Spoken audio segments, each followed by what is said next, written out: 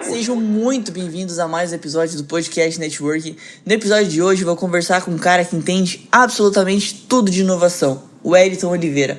O Wellington é sócio fundador da Evolve MVP, uma empresa que ajuda os empreendedores a validarem suas ideias de negócio e desenvolverem seus protótipos. Corre que o episódio ficou incrível! Bem-vindos ao podcast Networking com Fernanda Piaia. Você já se sentiu perdido? Desorientado?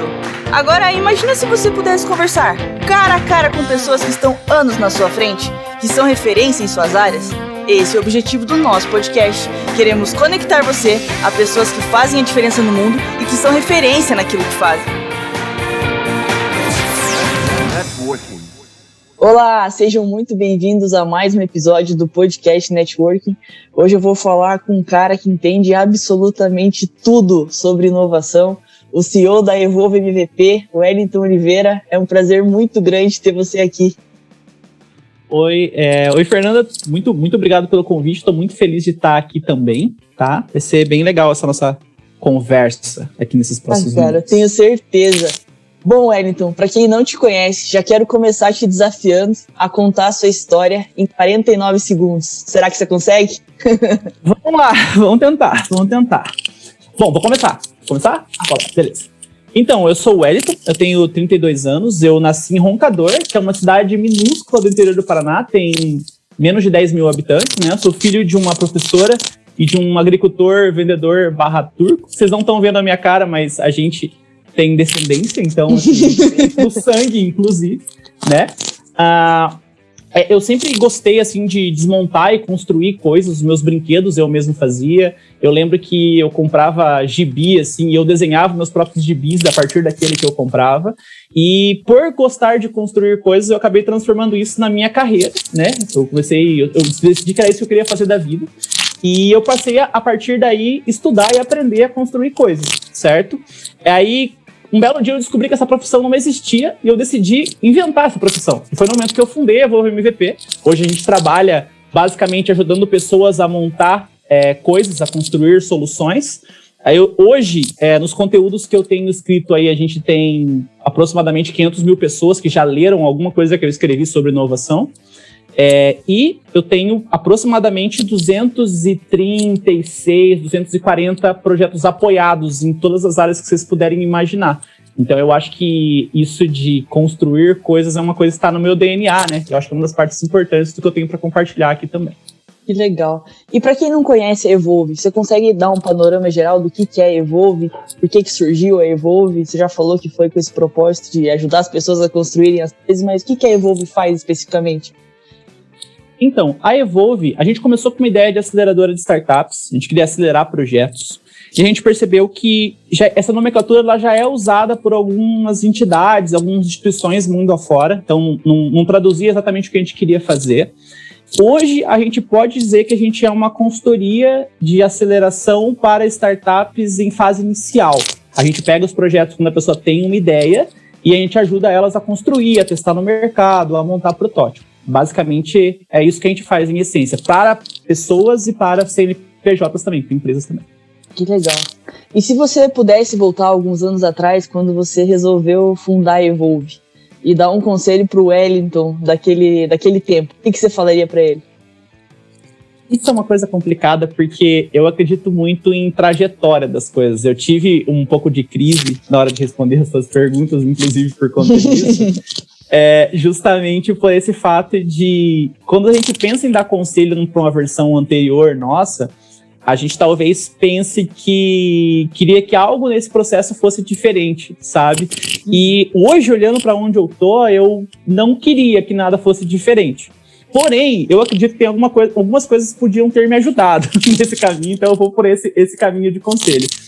Eu acho que uma das coisas importantes que eu diria para mim mesmo é descobrir prestar atenção no que é real, o que não é.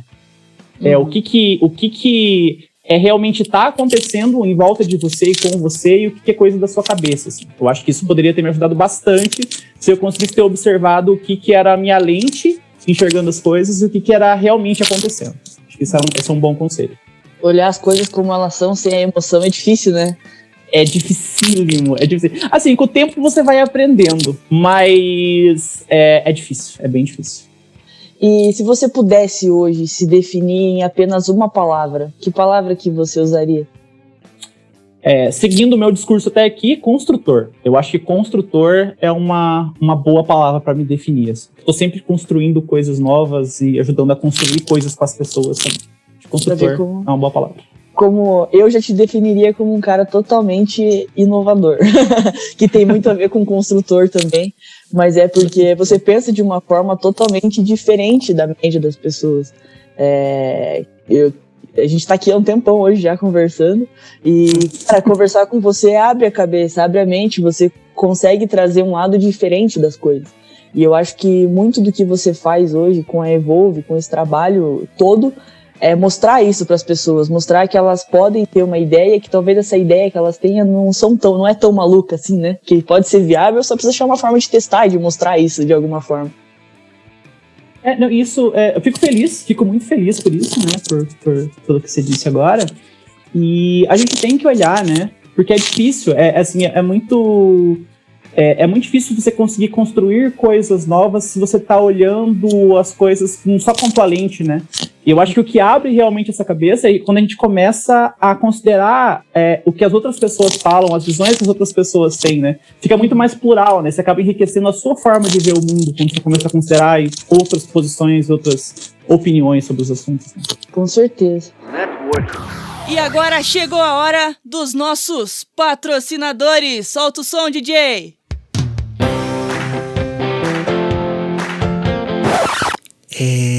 Fernanda, a gente não tem patrocinadores. E tem alguma frase, alguma citação, algo que você tenha lido, que tenha te marcado de alguma forma diferente? Tem várias.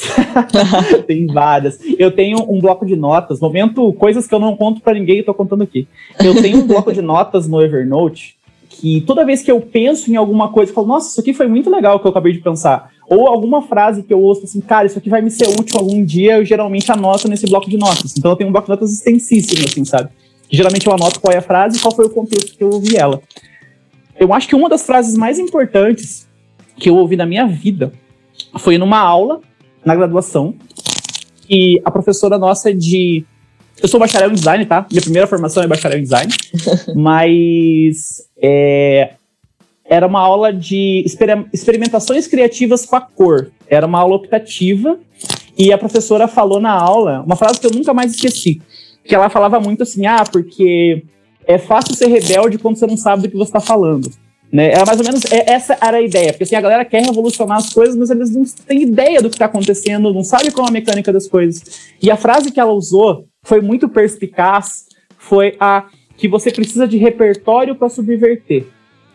Eu achei essa frase animal, assim, sabe? E eu uso ela para tudo. Porque, pensa, quando você quer construir um bom produto, quando você quer inovar, né? Para você conseguir inovar, é difícil você sem repertório nenhum sobre nada conseguir criar uma coisa nova. Porque coisas novas, e essa é a antítese que a gente fala em inovação, né? Para construir coisas novas, você tem que conhecer muitas coisas iguais. Porque geralmente é uma mistura das coisas iguais que vem as coisas novas, né? Então, essa ideia de você precisa de repertório para subverter, quando a gente fala o que é repertório, você precisa estudar, você precisa testar sozinho, você precisa ver outras coisas, ver outros pontos de vista, porque a partir da soma dessas visões que você consegue construir, a soma desse repertório te permite construir coisas mais legais. E a gente tem uma noção que inovar é fazer algo muito diferente, muito absurdo, muito inteligente, mas na verdade muitas vezes é fazer algo muito simples, né? É o contrário, pegar algo complexo e conseguir transformar em uma forma simples. E tem que ter muito conhecimento, muita base por trás para conseguir fazer isso. Nem toda inovação necessariamente é nova, né? Não é uma coisa... É que a gente tem uma carga em cima de algumas palavras, né? Por exemplo, inovação tem uma carga muito forte em cima, criatividade tem uma carga muito forte em cima, que você nasceu com o dom de ser inovador. E no fim das contas é trabalho, né? E muitas vezes, por exemplo, muita inovação, ela não necessariamente é uma coisa muito nova, que ninguém nunca viu. É uma forma melhor de fazer uma coisa que era feita de outra forma antes, né? Então, assim, dá para falar horas de inovação, mas inovação, no fim das contas, é fazer uma coisa nova. É que inovação, se a gente for pegar o conceito acadêmico mesmo, né, ela é um conceito econômico, né? É um conceito econômico, é uma coisa que você inventa e que gera excedente de valor, gera valor econômico para várias pessoas. Inovar, em si, é esse processo de resolver problemas de uma forma melhor, a gente poderia dizer assim, né? Que legal. E se você fosse dar um conselho pra alguém assim que tá totalmente perdido, o que você falaria pra essa pessoa? Então, a primeira coisa que eu diria é que assim, ó, e isso é uma coisa interessante pra quem tá ouvindo e pra gente também. Eu parei pra refletir sobre essa pergunta ontem, né? E a primeira coisa é que se você não tá perdido, você provavelmente tá mal informado. Esse é o primeiro ponto. Porque toda vez que você pensa assim, ó, parem pra pensar agora. Sobre o fato de estar perdido. Se você para para pensar sobre isso, você já começa a duvidar sobre o fato de você não estar perdido também, né? Então, assim, a gente não tem muita certeza sobre muita coisa, né? Então, eu acho que a grande questão que pode te ajudar caso você esteja perdido é justamente isso de talvez encontrar uma coisa que você goste. Eu acho que é mais sobre a vida, assim, sabe? Porque a primeira coisa... Porque, assim, se você tá perdido, a primeira coisa que você tem que olhar é pra dentro de você mesmo. Você tá perdido porque você está perdido, certo? Então, o primeiro ponto que eu diria, assim, e funcionou comigo nos momentos que eu achei que eu tava perdido, que eu encontrei perdido em situações, era justamente pensar o que eu quero, né? O que me faz feliz, o que já me fez feliz, e como que eu quero fazer mais disso. Né, como que eu consigo chegar onde eu quero? Talvez é o primeiro passo. Porque é difícil, né? Se você não sabe pra onde você quer ir, ou pelo menos não tem um indicativo de pra onde que você quer ir, você sempre vai estar perdido, né? Você sempre vai estar andando... Você nunca sabe onde você vai estar.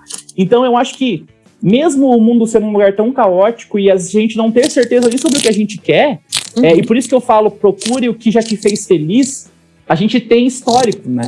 Então, assim, em algum momento da tua vida, você já fez uma coisa que você gostou, e você já ficou feliz em relação a isso, e pode ser que isso seja uma coisa que você queira repetir.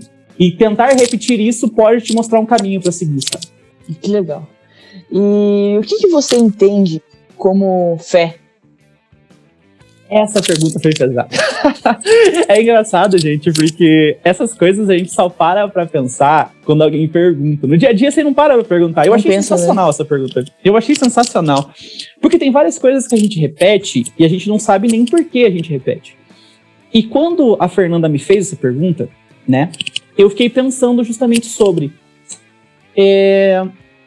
assim, como que o que eu responderia de bate-pronto se alguém me parasse e me perguntasse o que é fé? Eu falei, fé é quando você acredita em alguma coisa. Fé é crença em algo, né? Só que eu achei a resposta muito pobre. Confesso que a minha resposta, eu achei, cara, eu consigo dar uma resposta melhor do que essa. O que eu fiz? Eu fui ler sobre, né? Eu falei, cara, alguém deve ter uma definição boa de fé na qual eu posso me embasar, eu posso entender, porque é uma resposta muito crua, né? Sim. A minha resposta sobre fé. E daí, assim, eu fui pesquisar e eu descobri, não sei se alguém já fez esse momento reflexivo? Revisão literária sobre fé aqui. Se já fez, desculpa, vou fazer de novo.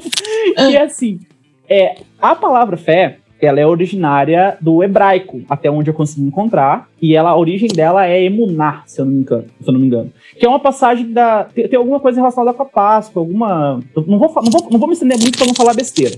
Mas assim, vem do hebraico, e é a junção de duas palavras, né? Que é amã e emet, que é a verdade, né? Amã é verdade, emet é verdade, e amã é dizer, né? Então, eu comecei a pesquisar, porque quando a gente fala sobre fé, a gente fala muito dessa visão religiosa, né? Já cai direto, tipo assim, a ligação de fé é diretamente religiosa. Você sempre vai ter uma ligação com o cristianismo, quando a gente fala de fé. Até pela herança do hebraico e por traduções da Bíblia e tal. E tem uma outra frase que eu ouvi nesse meio do caminho, porque justamente a gente traduziu fé de um conceito que era a junção de duas outras coisas, né? E se a gente pegar palavras mais antigas, assim, vocês vão perceber que quando a gente vai falar de sentimentos, por exemplo, amor, por exemplo, para línguas mais antigas, o significado não é exatamente igual ao nosso. É igual você querer traduzir saudade para outros idiomas, né? Você nunca, não tem uma palavra correspondente exatamente para saudade em outros idiomas como a gente trata em português. Só tem no português. Exatamente. É sempre bom fazer essas revisões. Quando alguém te pergunta, o que é fé? Você fala, putz, cara, tenho que eu repetir a vida inteira. Mas se eu acho que é realmente isso, eu tô repetindo a coisa que é certa, é uma outra conversa. Então, eu encontrei uma outra frase que é interessante, que é uma frase italiana, que diz que cada tradução é uma traição. Eu não vou tentar falar em italiano, eu tenho ela escrita em italiano, então eu não vou citar. Mas assim, que cada tradução é uma traição. Porque a gente perde, às vezes o tradutor ele faz o melhor que ele pode para trazer a palavra pra gente, né? Então, toda essa volta para dizer que o quê? Que olhando tudo isso e pensando tudo isso, a minha visão de fé, ela tá muito ligada a ter certeza em algo. Tipo, o que é uma... Se você perguntar pra mim o que é fé, é quando você tem certeza em algo. E esse algo é muito plural, né? Esse algo pode ser religião, esse algo pode ser em você mesmo, esse algo pode ser na sua trajetória. Eu vou dizer para vocês que hoje eu tenho fé em que as coisas sempre melhoram no caminho, com o tempo. Eu acredito muito em trajetória, acredito muito no algo. E eu acredito no algo, e isso tem um pouco a ver com fé, até se vocês pegarem algumas passagens mais religiosas disso, né, do conceito de fé, vocês vão encontrar que você tem fé quando você experiencia algo. A fé não é só acreditar em algo. A fé está ligada em acreditar nisso e experienciar isso e é uma coisa automática para você. Então, eu acredito em trajetória porque as coisas têm melhorado para mim no tempo. Eu já provei que as coisas com o tempo melhoram. Elas sempre estão melhores. Então, se eu puder dizer o que é fé para mim, é acreditar que as coisas sempre vão estar melhores do que elas estão por já ter vivido isso, né? Olha, eu vou te falar uma coisa. Tá pra nascer uma resposta mais completa sobre o que é fé nesse podcast. Porque você foi na etimologia da palavra pra falar algo que realmente é o que eu acredito também. Fé, não sei, é uma pergunta que eu gosto muito de fazer. Porque, que nem você falou, tem muita gente que vai pro lado da religião, tem muita gente que vai pro lado do desenvolvimento pessoal, desenvolvimento humano.